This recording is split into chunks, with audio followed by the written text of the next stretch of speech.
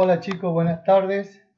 Tercer año presente con la materia Historia. En esta oportunidad para ver el trabajo práctico número 13, que tiene que ver con una crisis económica que se produjo a nivel mundial en el año 1929. O sea que el tema de hoy se llama la crisis de 1929. Tiene muchos nombres, depende de la bibliografía que utilicen o que alguna vez puedan leer, tengan la oportunidad de leer. Aparece como la crisis del 29, como la primera crisis del capitalismo, como crisis del año 1929. También se la conoce como crack del 29 y también, por último, como la Gran Depresión, ¿sí? Este tema está relacionado con los temas que veníamos viendo anteriores y que tienen que ver con el radicalismo y tienen que ver con la Primera Guerra Mundial. A nivel internacional había terminado en 1918 la Primera Guerra Mundial y a nivel nacional de Argentina se estaba desarrollando el primer periodo, digamos, de los gobiernos radicales en nuestro país. Dentro de este contexto internacional y de este marco nacional es que vamos a ver la crisis del 29 o crack del 29. La crisis del 29 es estudiada en todo el mundo. ¿Por qué? Porque primero se inició en Estados Unidos, pero no se la estudia porque se haya iniciado en Estados Unidos, sino que marca como la primera falla que sucede en el sistema capitalista que se venía aplicando desde el siglo anterior, ¿sí? Veíamos que a partir de la Revolución Francesa del siglo XVIII se empezó a desarrollar este nuevo sistema capitalista y dos siglos después se produce la primera falla en este sistema. ¿Por qué? Porque se creía que el sistema capitalista era el sistema económico, digamos, más perfecto que se había aplicado a ese entonces y nadie se esperaba una cosa así. Pero lo que pasa es que ocurrieron hechos puntuales que hicieron que se produzca esta crisis. El capitalismo está basado básicamente en una ideología política que se llama liberalismo.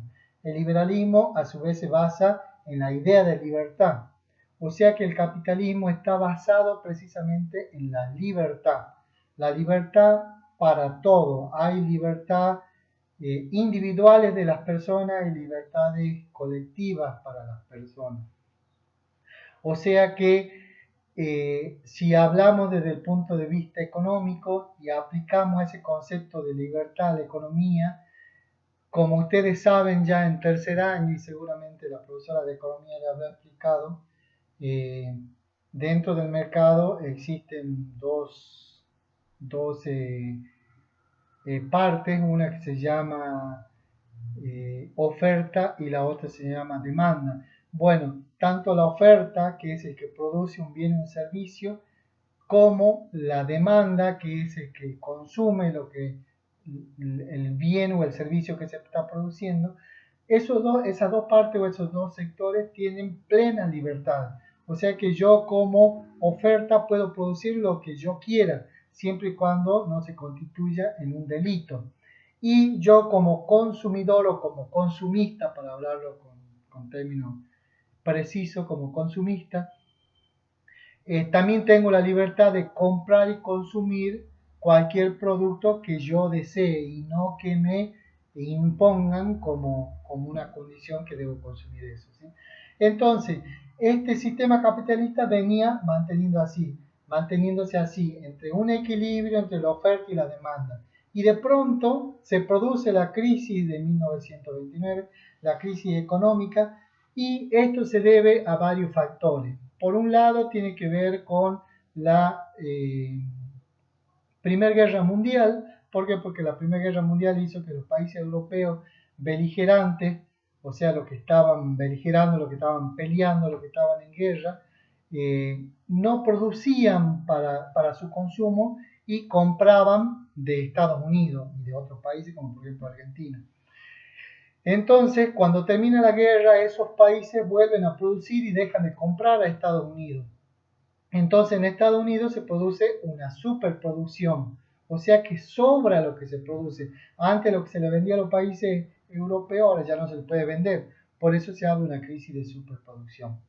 Por un lado, tiene que ver esa relación con la Primera Guerra Mundial y por otro lado, los países, después de la Primera Guerra Mundial, los países europeos quedaron en la bancarrota, o sea, económicamente quedaron destrozados y necesitaban crédito para rearmar su economía y fortalecerla. ¿Y de dónde sacaron plata? Pidiendo préstamos. ¿Préstamo a quién? A Estados Unidos. O sea que Estados Unidos prestaba plata a los países europeos. Y esos países europeos no estuvieron a la altura o no estuvieron en condiciones de devolver esa plata a Estados Unidos. Por lo tanto, faltó dinero en Estados Unidos. No solamente eso, sino que Estados Unidos, los capitales particulares, los capitalistas particulares, también invertían en otros países europeos, no solamente europeos, sino en todo el mundo. En la Argentina también en esa época vinieron a invertir. Entonces, ¿qué pasó? Que la economía estadounidense estaba basada en el dólar y el dólar se trasladó, se hizo como una moneda mundial, o sea que tuvo vigencia o tuvo circulación en todo el mundo. Entonces, al producirse esta crisis, se inició, como les decía, en la Bolsa de Comercio en Wall Street en el año 1929, en octubre, cae la bolsa de comercio, ¿por qué? Porque las cotizaciones de las acciones cayeron abruptamente y ahí es donde se inicia la crisis. Entonces, al producirse la crisis en Estados Unidos, hay una crisis con su moneda, o sea, su moneda que es el dólar. Y como esa moneda está circulando por todo el mundo, entonces todas las economías mundiales, la economía de la mayoría de los países también entran en crisis. ¿Sí? Entonces, esto es lo más importante de la crisis del año 1929. Eh, Debemos saber que fue una crisis puramente bursátil, o sea que cayeron los valores de las acciones, por eso se llama crack. Crack se denomina a la caída del valor de las acciones. Y eso hizo que aumentaran los desocupados, que haya empobrecimiento en la clase media, que se acentúen los conflictos, ¿sí? Que haya superproducción. Entonces, es una situación muy compleja que llevó al mundo a una crisis económica a nivel planetario.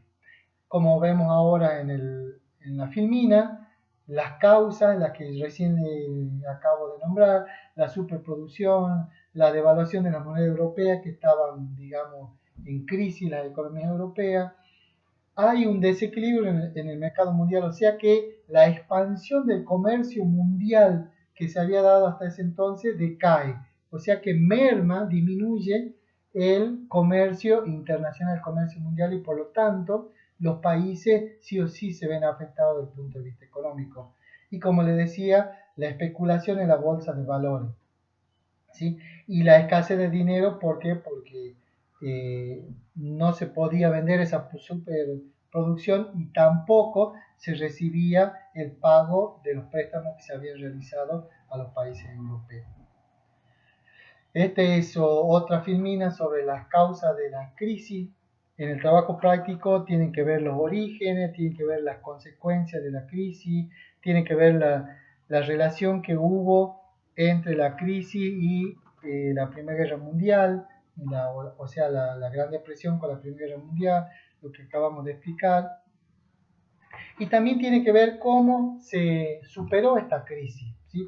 Esta crisis se superó a través de un nuevo sistema o de una nueva idea económica que surgió unos años anteriores, pero que no se la había tenido en cuenta, pero hasta ese momento ahora, gracias a esa nueva idea de Keynes, que se la conoce como el keynesianismo, es lo que se aplica para la solución de la crisis. ¿Y en qué consiste el keynesianismo? Consiste precisamente en reactivar la economía. ¿Cómo se reactiva la economía? A través de créditos internos, a través de la reactivación de la obra pública para dar trabajo a los desocupados, pero sobre todo a la intervención del Estado en el sistema económico. ¿Qué significa esto? Que antes había libertad entre la oferta y la demanda. A partir de ahora, el Estado ya no solamente mira la oferta y la demanda, sino que regula la relación entre la oferta y la demanda. ¿Se entiende esto? O sea que a partir de ahora se produce una intervención en la economía de parte del Estado. Ya no la oferta tiene la libertad total y la demanda tiene la libertad total, sino que el Estado tiene la obligación de intervenir para equiparar o para equilibrar lo que supuestamente antes existía, que era ese equilibrio. Ahora es necesario que el Estado intervenga para obtener ese equilibrio.